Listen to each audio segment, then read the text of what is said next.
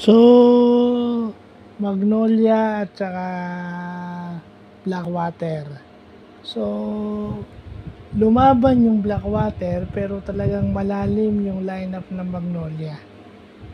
No, malalim. Lumalim lalo na yung kanilang front line. No? Lumaban sila dahil konti lang yung lamang ng Magnolia nung una, pero gaya ng lagi nangyayari nitong conference na to, lumalamang sila sa second half. Kumbaga dumidiin sila sa second half. Kumbaga ala Golden State Warriors na minsan sa second half sila dumidiin ng laro.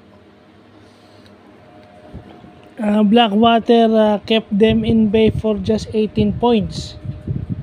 18 points yung Blackwater, 18 points din yung Magnolia, pero yun na ngayon, 18 points yung Magnolia, hindi po pwedeng 18 points ka lang.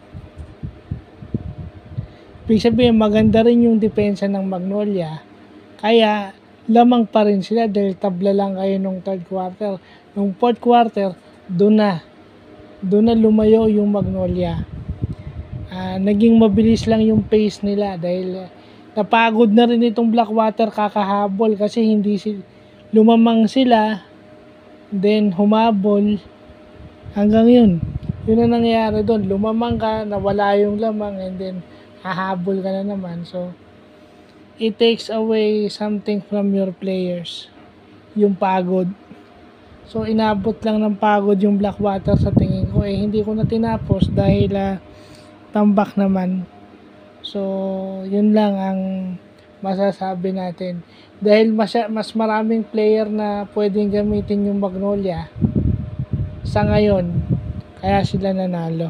So yun lang po.